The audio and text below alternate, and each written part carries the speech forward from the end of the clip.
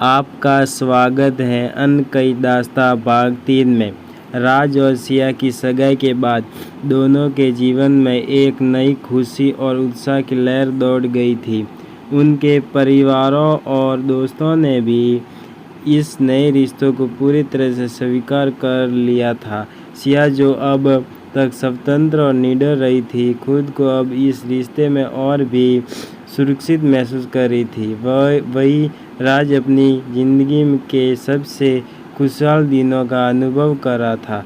दोनों के दिल अब पूरी तरह से एक हो चुके थे और उनकी ज़िंदगी एक नई दिशा में आगे बढ़ने वाली थी। सगाई के अगले दिन की सुबह सिया अपने कमरे की खिड़की के पास बैठी थी। हल्की धूप उसके चेहरे पर पड़ रही थी और उसके होठों पर एक नर्म मुस्कान खेल रही थी। वह अब भी कल रात के पलों को सोच कर रोमांचित थी। राज की वह अंगूठी अब उसके हाथ में थी और उससे यह एहसास हो रहा था कि उसकी ज़िंदगी में अब एक नया अध्याय शुरू हो चुका है। उसी समय राज का फ़ोन आया। सिया ने फ़ोन उठाया और दूसरी ओर से राज की आवाज़ आई, good morning miss Siya. Siya ने मुस्कुराते हुए कहा, गुड मॉर्निंग मिस्टर राज, कैसे हो? मैं तो बहुत अच्छा हूँ, लेकिन मुझे तुम्हारी आवाज़ सुनने का इंतज़ार था। राज ने शरारती लहजे में कहा, ओह, अब मैं हमेशा तुम्हारे साथ हूँ, तो इतना इंतज़ार क्यों? सिया ने हंसते हुए कहा। राज की हंसी सुनाई दी और फिर उसने कहा, क्या तुम आज शाम फ्री हो? मैंने हमारे लिए एक ख़ास सरप्राइज़ प्लान किया है। सरप्राइज़? अब और क्या सरप्राइज़ बचा है? सिया ने चौंकते हुए पूछा। बस तुम शाम को तैयार रहना, बाकी सब मैं देख लूँगा, राज ने संजीदगी से कहा। शाम को सिया ने अपनी पसंदीदा हल्की गुलाबी रंग की ड्रेस पहनी और तैयार होकर राज के बुलावे का इंतज़ार करने लगी। थोड़ी ही देर में राज उसकी गाड़ी के सामने आकर रुका। राज ने एक खूबसूरत सफ़ेद शर्ट और ब्लैक कोट पहना हुआ था, जिससे वह और भी आकर्षक लग रहा था। तुम बहुत खूबसूरत लग रही हो, राज ने सिया की तरफ देखते हुए कहा। और तुम बहुत स्मार्ट, सिया ने मुस्कुराते हुए जवाब दिया। दोनों गाड़ी में बैठे और राज ने गाड़ी को एक अनजान रास्ते पर मोड़ दिया। सिया को अभी भी यह नहीं पता था कि राज उसे कहाँ ले जा रहा है, लेकिन उसकी आंखों में एक अलग सा उत्साह था। कुछ देर बाद गाड़ी एक शांत और खूबसूरत पहाड़ी इलाके में पहुंच गई। वहाँ के दृश्य मंत्रमुग्ध कर देने वाले थे। दूर तक फैली हरियाली, ऊंची नीची पहाड़ियाँ और आसमान में हल्के गुलाबी बादल। राज ने गाड़ी रोक दी और दोनों गाड़ी से बाहर निकले।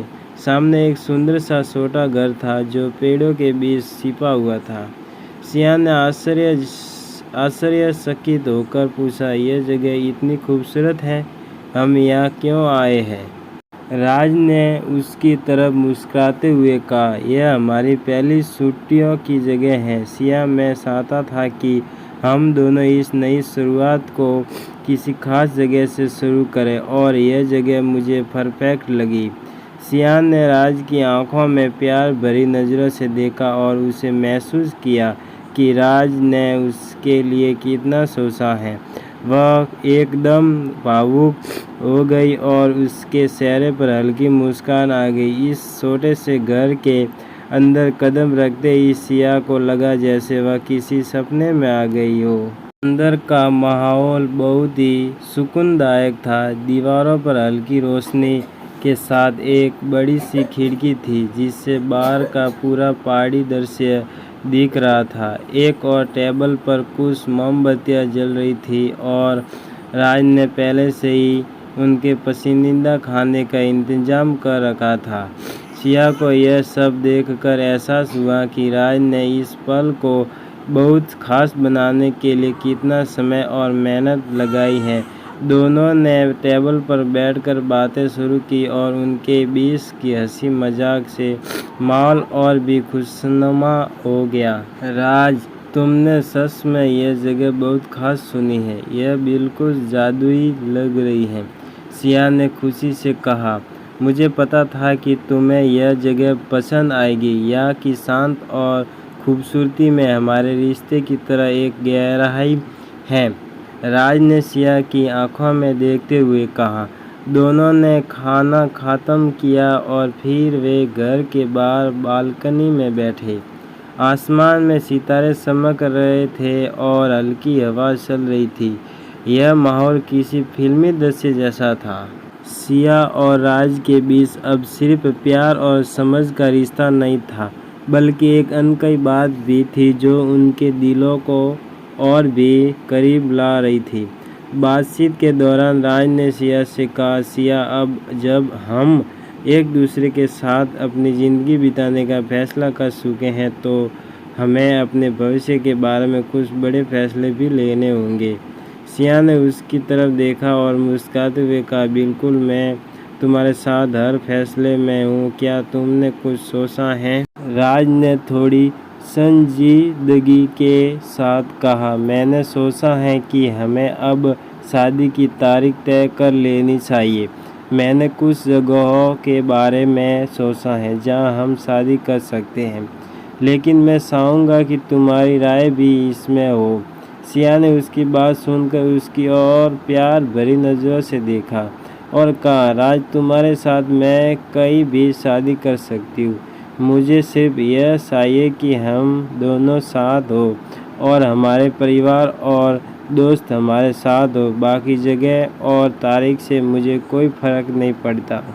राज ने उसकी ओर मुस्कुराते हुए कहा, तुम सच में मेरे लिए सबसे बड़ी खुशकिस्मती हो। सिया, तुम्हारे बिना मेरी ज़िंदगी अधूरी होती।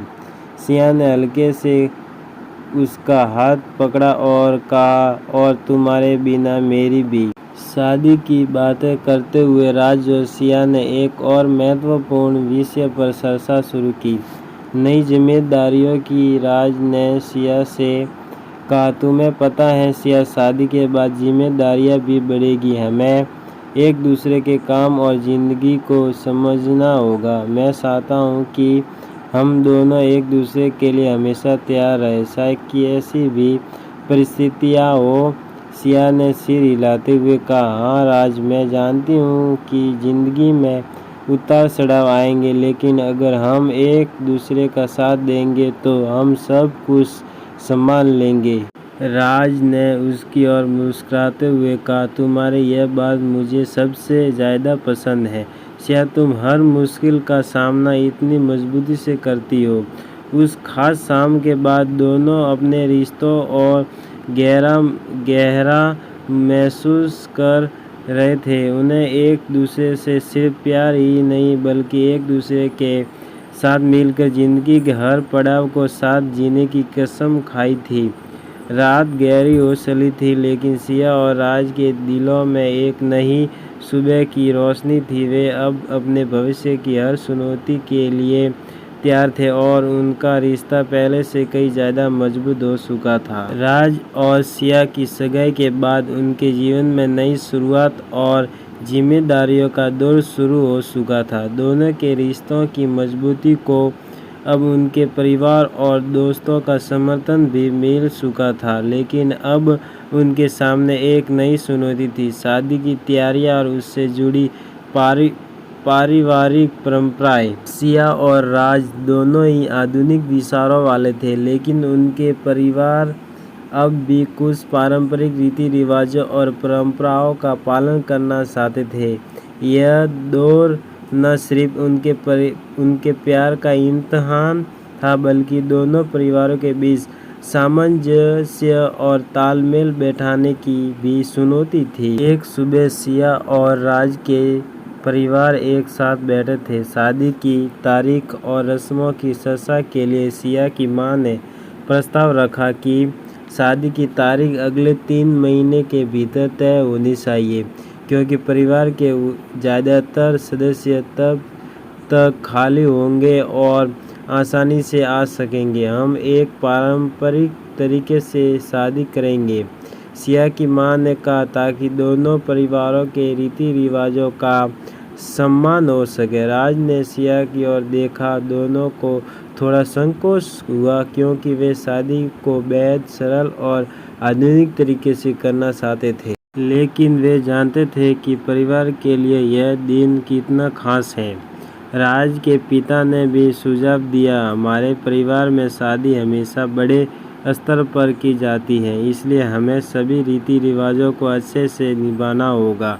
सिया ने धीरे से कहा, हम दोनों चाहते हैं कि शादी में थोड़ा सादगी हो ताकि हम ज़्यादा तनाव मुक्त महसूस करें।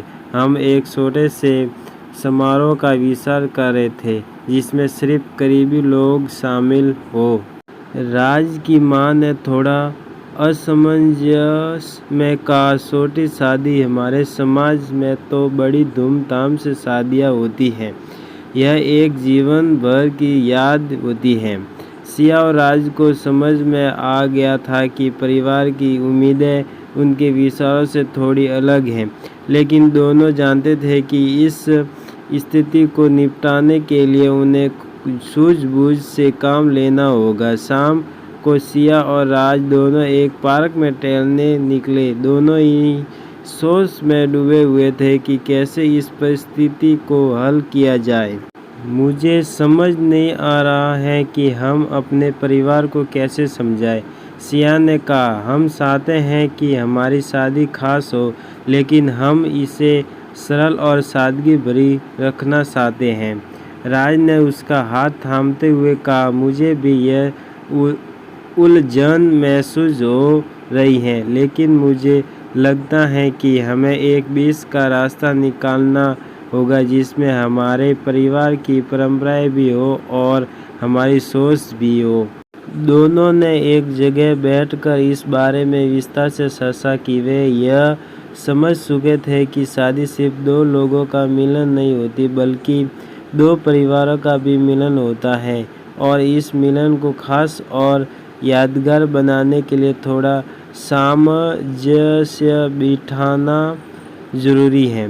हम कुछ परंपराओं को निभा सकते हैं और कुछ अपने हिसाब से कर सकते हैं। इससे दोनों परिवार खुश रहेंगे और हमारी चाहत भी पूरी होगी, सिया ने सुझाव दिया। राज ने हामी भरी, तुम सही कह रही हो। हम पारंपरिक रीति रिवाजों का भी सम्मान करेंगे और अपनी खास यादों को भी जोड़ेंगे। अगले दिन दोनों ने अपने परिवारों के साथ बैठकर फिर से बात की। सिया और राज ने मिलकर एक योजना बनाई जिसमें दोनों की उम्मीदों का संतुलन था। उन्होंने तय किया कि शादी का मुख्य समारोह पारंपरिक ढंग से होगा, जिसमें परिवार की परंपराओं का पालन किया जाएगा, लेकिन साथ ही उन्होंने शादी से पहले और बाद के कुछ खास पलों को अपने हिसाब से मनाने का निर्णय लिया। हम शादी से पहले एक छोटा सा प्राइवेट फंक्शन करेंगे जिसमें सिर्फ हमारे करीबी दोस्त और परिवार के लोग होंगे, सिया ने कहा। यह हमारे लिए बहुत खास होगा क्योंकि हम दोनों इसमें अपने तरीके से शादी का एंजॉय कर सकेंगे।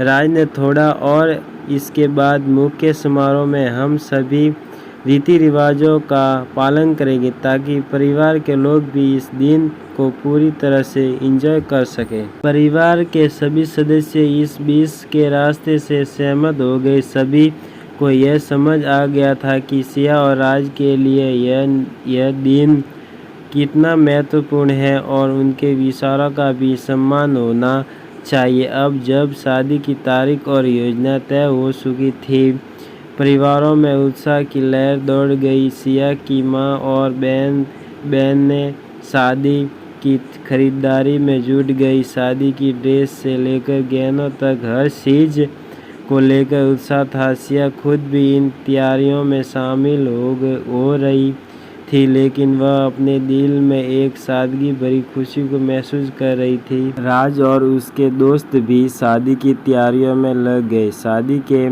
वेन्यू से लेकर मेन्यू तक हर चीज़ को ध्यान से सुना जा रहा था। राज और सिया दोनों ने यह तय किया कि शादी के दिन की हर छोटी से छोटी चीज़ उनकी पसंद के मुताबिक हो। शादी से कुछ दिन पहले सिया और राज ने अपने करीबी दोस्तों और परिवार के साथ एक प्राइवेट फंक्शन आयोजित किया। यह फंक्शन उनकी इच्छा के अनुसार सादगी से भरा था। इसमें कोई बड़े ताम झाम नहीं थे, सिर्फ उनके सबसे करीबी लोग और उनकी खुशी से भरी हंसी थी। इस फंक्शन में राज और सिया ने एक दूसरे के लिए लिखे हुए कुछ खास संदेश पढ़े। सिया ने अपनी बात शुरू की, राज, जब मैंने पहली बार तुम्हें देखा था तब मैं नहीं जानती थी कि तुम मेरी ज़िंदगी का इतना अहम हिस्सा बन जाओगे।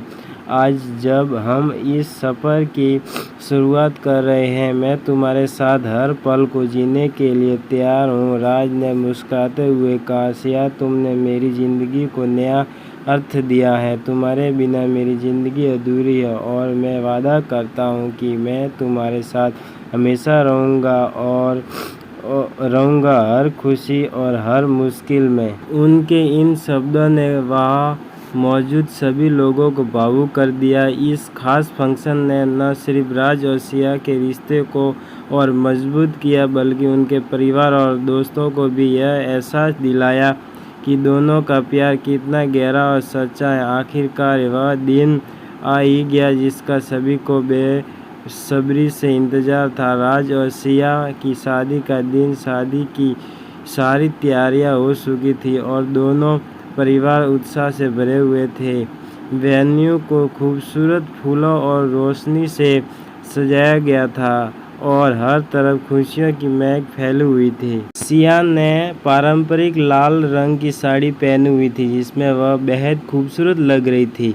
राज ने एक शेरवानी पहनी थी जिसमें उसकी शान और नज़ाकत दोनों झलक रही थी। शादी के दौरान दोनों ने एक दूसरे से वादे किए, सिर्फ प्यार के नहीं बल्कि एक दूसरे के सम्मान और समझ और साथ निभाने के। यह शादी सिर्फ एक समारोह नहीं थी बल्कि दोनों दिलों और दो परिवारों का मिलन था। इस तरह सिया और राज की शादी के साथ उनका एक नया सफ़र शुरू हुआ। उन्होंने न सिर्फ एक दूसरे के साथ अपनी ज़िंदगी बिताने का वादा किया बल्कि अपने परिवारों और परंपराओं का भी सम्मान किया। यह शादी उनके जीवन का सबसे खास और यादगार पल बन गई और उनके रिश्ते में प्यार और समझ की एक नई परत जुड़ गई। यह कहानी अगले भाग में कंटिन्यू होगी, आप देखना ना भूलें। हमारे चैनल को सब्सक्राइब करें जिससे यह कहानी आपको सबसे पहले मिल सके। धन्यवाद। जय हिंद।